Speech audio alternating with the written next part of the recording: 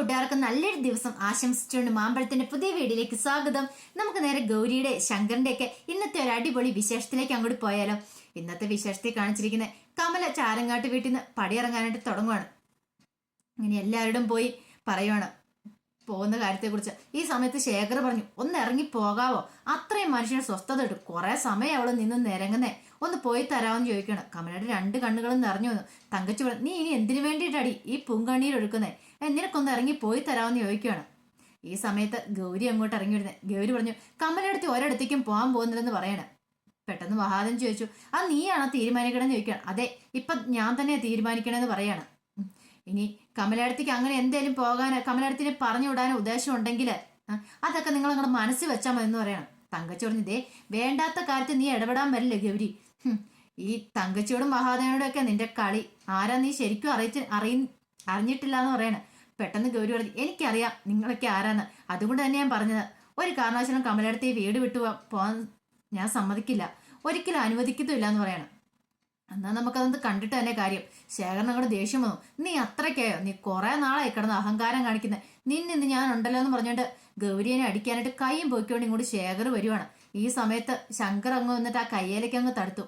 ദേ ചേട്ടച്ചാറാന്ന് ഞാൻ നോക്കൂല, എന്റെ ഗൗരിയുടെ ദേഹത്തിനും കൈ വെച്ചാണ്ടല്ലോ ആ കൈ ഞാൻ വെട്ടിക്കളയെന്ന് പറയണം.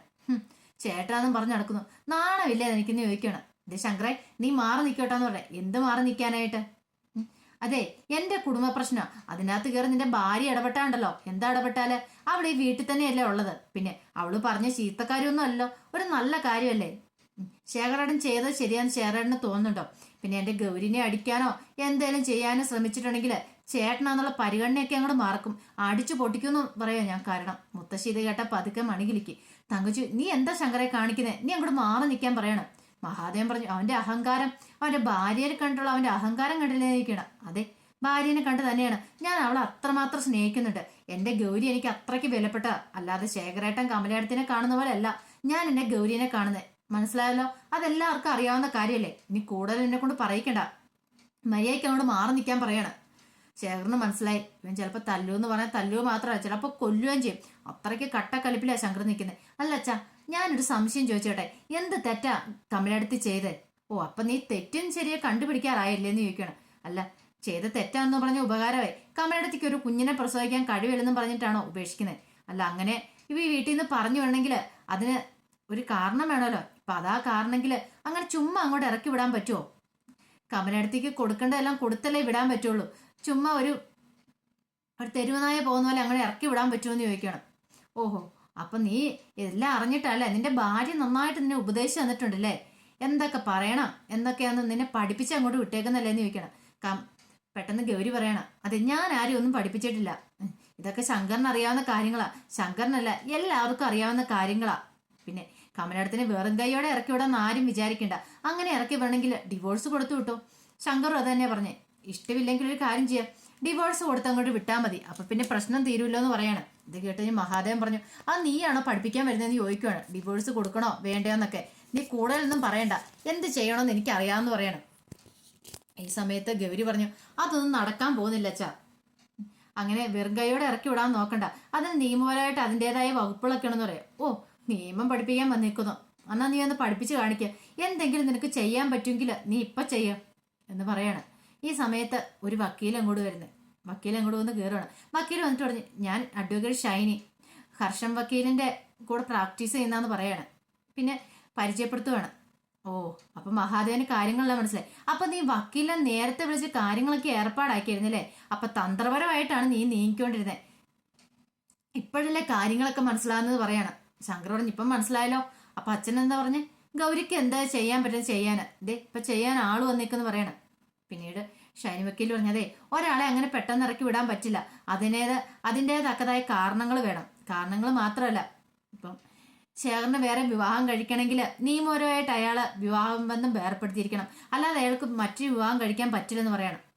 ഈ സമയം മഹാദേവൻ പറഞ്ഞു, പിന്നെ അതൊക്കെയാണ് ശരിയാകുന്ന കാര്യമാണ് നിൽക്കും, അതേ ശരിയാകത്തുള്ളൂ, ഇല്ലെങ്കിൽ 7 വർഷം വരെ കഠിന തടവ അനുഭവിക്കേണ്ടത്. ഒരു വിവാഹബന്ധം നിലനിൽക്കുമ്പോൾ മറ്റൊരു വിവാഹം കഴിച്ചിട്ടുണ്ടെങ്കിൽ അതിപ്പോ പ്രതി മാത്രമല്ല, അയാളോടൊപ്പം അതിന് കൂട്ടുന്ന എല്ലാവരും ജയിലിൽ കിടക്കേണ്ടി വരുമെന്ന് പറയണം. ഇത് കേട്ടോ തങ്കച്ചി മഹാദേവനൊന്നും ഞെട്ടി. പിന്നെ ഷൈനി വക്കീൽ പറഞ്ഞു, അല്ല, രാഷ്ട്രീയപരമായിട്ട് ഒത്തിരി കാര്യങ്ങളൊക്കെ അറിയാവുന്ന ആളല്ലേ മഹാദേവ് സാറ്. സാറിന് ഈ കാര്യങ്ങളൊന്നും അറിയത്തില്ലേ? സാറിന്റെ രാഷ്ട്രീയ ഭാവിയെ തന്നെ ഇത് ബാധിക്കുന്നല്ലേ? എന്നിട്ടാണ് സാർ ഇങ്ങനത്തെ പരിപാടിക്ക് കൂട്ടു നിൽക്കുന്നതെന്ന് ചോദിക്കുകയാണ്. മഹാദേവൻ പറഞ്ഞു, അപ്പൊ ഗൗരി നീ ശരിക്കും കളി അറിഞ്ഞോണ്ട് തന്നെ കളിച്ചേക്കുന്നല്ലേ? അപ്പൊ എനിക്കിട്ടുള്ള പണിയായിരുന്നല്ലേ എന്ന് ചോദിക്കുകയാണ്. ഗൗരി പറഞ്ഞു, ഞാൻ ആർക്കിട്ടും പണിയൊന്നും തന്നല്ല അച്ഛാ. അച്ഛനറിയാലോ കമലടുത്തി ഈ കുടുംബത്തെ എത്രമാത്രം സ്നേഹിക്കുന്നുണ്ടെന്ന്.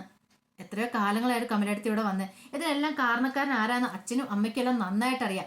പിന്നെ ഈ കമലടത്തിനെ ഇങ്ങനെ ദ്രോഹിക്കുന്ന കാണുമ്പോൾ എനിക്കത് കണ്ടുകൊണ്ട് നിൽക്കാൻ പറ്റുമോ? ഞാനും ഒരു പെണ്ണ് തന്നെയല്ലേന്ന് ചോദിക്കുക. തങ്കച്ചിക്കോട് ദേഷ്യം വന്നിട്ട് രക്ഷയില്ലായിരുന്നു. ഈ സമയത്ത് വക്കീല് പറഞ്ഞു, അങ്ങനെ ഇറക്കി വിടാനൊന്നും പറ്റില്ല വെറും കൈയോടെ. അങ്ങനെ എന്തെങ്കിലും ചെയ്യണമെങ്കിൽ ഡിവോഴ്സ് വാങ്ങണം. ആദ്യം ഡിവോഴ്സ് വിട്ട് അവർക്ക് കൊടുക്കാനുള്ള എന്താന്ന് വെച്ചാൽ അത് കൊടുത്തതിന് ശേഷം മാത്രമേ വീട്ടിൽ നിന്ന് ഇറക്കി വിടാൻ പറ്റുള്ളൂ. ഇറക്കി വിടുന്നല്ല, ഡിവോഴ്സ് കിട്ടിയതിന് ശേഷം. അതിനുശേഷം ശേഖരന് വേണം വിവാഹം കഴിക്കണമെങ്കിൽ വിവാഹം കഴിക്കാന്ന് പറയണം. ഈ സമയത്ത് ഗൗരി പറഞ്ഞു, വക്കീല് പറഞ്ഞു കേട്ടല്ലോ, അപ്പൊ ശങ്കർ അനുകൂലിക്കുകയതെ. ഇനിയിപ്പൊ അച്ഛന് സമാധാനമല്ലോ എന്ന് പറയാണ്. അച്ഛന്റെ സംശയങ്ങളൊക്കെ അങ്ങോട്ട് തീർന്നല്ലോ. ഇനിയിപ്പൊ അച്ഛന് ഇതിനെതിരെ എന്തെങ്കിലും ചെയ്യാൻ പ്ലാൻ ഉണ്ടെങ്കിൽ അച്ഛനും അമ്മയും എല്ലാവരും ജയിലിൽ പോയി കിടക്കും. എനിക്കൊന്നും തിരിഞ്ഞു പോലും നോക്കാൻ പറ്റില്ല. ഉള്ള കാര്യം ഞാൻ ആദ്യമേ പറഞ്ഞേക്കാന്ന് പറയണേ. പിന്നെ വക്കീല് നേരെ കമലയുടെ അടുത്തേക്ക് വീണ, അതെ ഈ ഡിവോഴ്സ് പേപ്പറിൽ അങ്ങ് സൈൻ ചെയ്തോളാൻ പറയാണ്. കമലയുടെ കണ്ണുണ്ടെന്ന് അറിഞ്ഞു വരുക. ഗൗരി ഒരു ധൈര്യമായിട്ട് കമലയുടെ അടുത്ത് സൈൻ ചെയ്തോളാൻ പറയാണ്. അങ്ങനെ സൈൻ ചെയ്ത് കിട്ടിക്കഴിഞ്ഞപ്പോൾ അത് ഗൗരിയോട് പറഞ്ഞു, അത് എന്തെങ്കിലും ആവശ്യമുണ്ടെങ്കിൽ വിളിച്ചാരെ, എൻ്റെ വിസിറ്റിംഗ് കാർഡ് ഇതാന്ന് പറഞ്ഞു വിസിറ്റിംഗ് കാർഡ് അങ്ങ് കൊടുക്കുകയാണ്. പിന്നെ ഷൈനി വക്കീൽ അങ്ങോട്ട് പോവുകയാണ്. കേരി പറഞ്ഞു, ഇപ്പൊ ഇനി എല്ലാവർക്കും സമാധാനമായല്ലോ. കമലടുത്ത് എങ്ങോട്ടും പോകാൻ പോകുന്നില്ല. കമലടുത്ത് ഇവിടെ തന്നെ നിൽക്കും. അപ്പം വക്കീൽ ഒരു കാര്യം കൂടെ പറഞ്ഞിട്ടുണ്ടായിരുന്നു, ഡിവോഴ്സ് കിട്ടുന്നോടം വരെ ഭർത്താവിന്റെ ചെലവിൽ ഭർത്താവിന്റെ വീട്ടിൽ ഭാര്യയ്ക്ക് കഴിയാം. അതിനുശേഷം മാത്രം പിരിഞ്ഞു പോകേണ്ടതുള്ളെന്ന്. അപ്പൊ അങ്ങനെ ഇറക്കി വിടാന്നുള്ള ആ പ്ലാനും കൂടെ ശേഖരന്റെ ഒക്കെ പൊളിയുകയാണ് ചെയ്തത്. പിന്നീട് കമലയോട് പറഞ്ഞു, കമലടുത്ത് ധൈര്യമായിട്ടിരിക്കും കേട്ടോ. ഇങ്ങനെയുള്ള നിസ്സാര കാര്യങ്ങളൊക്കെ കമലടുത്ത് എന്തിനാ വേദനിക്കുന്നത്? ഞാനല്ലേ കൂടെ. ഞാൻ ഉള്ളിടത്തോളം കാലം കമലടുത്ത് ഒന്നുകൊണ്ടും വേദനിക്കണമെന്ന് പറയാം. പിന്നീട് തങ്കച്ചിയോടും മഹാദേവനോടും എല്ലാവരോടും ആയിട്ട് ഗൗരി പറഞ്ഞു, ഒരു പെൺകുട്ടി ഏറെ പ്രതീക്ഷയോടുകൂടി അവളുടെ ഭർത്താവിന്റെ വീട്ടിലേക്ക് കടന്നു വരുന്നത്. അവളുടെ അച്ഛനും അമ്മയൊക്കെ എന്ത് പ്രതീക്ഷയോടുകൂടിയാണെന്നറിയാം അവളുടെ വിവാഹം കഴിപ്പിച്ചു വിടുന്നത്. ആ കയറി ചെല്ലുന്ന വീടാ പിന്നെ അവളുടെ സ്വന്തം വീട്. ആ വീട്ടിലെ ആൾക്കാർ അവളുടെ അച്ഛനും അമ്മയും അങ്ങനെ കരുതി അവൾ ജീവിക്കുന്നത്. അങ്ങനെ കരുതി ജീവിച്ചുകൊണ്ടിരുന്ന കമലടുത്തിനെയാണ് നിങ്ങൾ നിഷ്കരണം ഈ വീട്ടിൽ നിന്ന് ഒരു കറിവേപ്പില പോലെ വലിച്ചെറിയാണ്ട് ശ്രമിച്ചത്. ഈ ക്രൂരത ദേവനമ്പരാന്റെ മുന്നിൽ ഒരിക്കലും പൊറുക്കപ്പെടുന്നതല്ലച്ചാ. അത് മാത്രമല്ല, അങ്ങനെയൊന്നും പെട്ടെന്ന് അത് ചെയ്യാൻ പറ്റുമില്ല. അച്ഛൻ എന്തെങ്കിലും ചെയ്യാൻ പറ്റുമെങ്കിൽ അച്ഛൻ ചെയ്തോ. കമലയുടെ ഞാനും വിടുന്നില്ല എന്ന് പറഞ്ഞിട്ട് കമലയുടെ കൈ പിടിച്ച് ഇങ്ങോട്ട് വാന്നും പറഞ്ഞ് അകത്തേക്ക് ഇങ്ങോട്ട് കൂട്ടിക്കൊണ്ട് പോകണം. മുഖത്തടിയേറ്റ പോലെ നിൽക്കുവാണ് മഹാദേവനും തങ്കച്ചേക്കും ചേറും. എന്തും ചെയ്യാൻ മടിയില്ലാത്തവളെ ഗൗരിയെന്ന് മനസ്സിലായി. ഇനിയിപ്പോ ഒന്നും ചെയ്തിട്ട് കാര്യമല്ലോ. പിന്നീട് കാണിക്കുന്ന ആദർശ് ഇങ്ങനെ ഒരു വഴിയുടെ സൈഡിൽ വന്ന് നിൽക്കുവാണ്. അവൾ ഇങ്ങോട്ടാണല്ലോ വരാന്ന് പറഞ്ഞ് ഇതുവരെയായിട്ടും വന്നിട്ടില്ല. എന്താ അവൾ ഇത്ര താമസിക്കുന്നേ? ഇനിയിപ്പോ അവളാ വേറെ വഴി എങ്ങാനും വീട്ടിലേക്ക് പോയോ? അവളെ എങ്ങാനും വേണു കണ്ടോ? എന്റെ ഭഗവാനെ, അങ്ങനെയൊന്നും ഉണ്ടായി തീർന്നു. അങ്ങനെ ഇരിക്കുമ്പോഴാണ് പെട്ടെന്ന് തോളത്തൊരു കൈ വീണ്. നോക്കുമ്പോ രഞ്ജു. അല്ല, ആദർശേട്ടൻ കുറെ സമയമായി വന്നിട്ട്. എന്നെ നോക്കി വെയിറ്റ് ചെയ്ത് മടുത്തോന്ന് ചോദിക്കുവാണ്. ഇല്ല. അല്ല ആദർശേട്ടാ, ഞാൻ വീട്ടിലേക്ക് വരാന്നാ കരുതിയത്. ആദർശേട്ടൻ എന്താ ഞാൻ വീട്ടിലേക്ക് വരണ്ടാന്ന് പറഞ്ഞേ?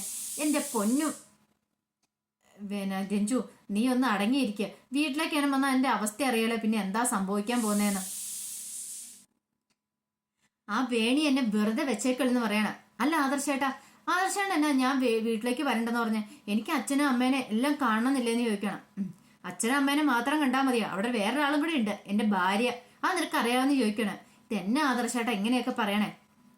അല്ല, എന്തിനാ നീ ഇപ്പൊ എന്നോട് ഇങ്ങോട്ട് വരാൻ പറഞ്ഞേ? എനിക്ക് ആദർശേട്ടന് ഒരു ഗിഫ്റ്റ് തരാൻ. എന്ത് ഗിഫ്റ്റ്? കവറിനകത്തുനിന്ന് ഒരു ഫോൺ അങ്ങ് എടുത്ത് കൊടുക്കണം, ഫോണിന്റെ കവർ. അതെ, ഈ ഫോൺ ആദർശേട്ടന് തരാൻ വേണ്ട. ദേ, ഈ വേണ്ടാത്ത പരിപാടിയും ചെയ്യണ്ട. എനിക്ക് വേണ്ടെന്ന് പറയാം. വേണ്ടേ? എന്നൊരു കാര്യം ചെയ്യാം, ഞാൻ വീട്ടിലേക്ക് വരാം. അത് മതിയോ? ഒന്നെങ്കിൽ ആദർശയുടെ ഫോൺ വാങ്ങണം, അല്ലെങ്കിൽ ഞാൻ വീട്ടിലേക്ക് വരും. രണ്ടിലേത് വേണമെന്ന് ആദർശേട്ടന് തീരുമാനിക്കാന്ന് പറയാം.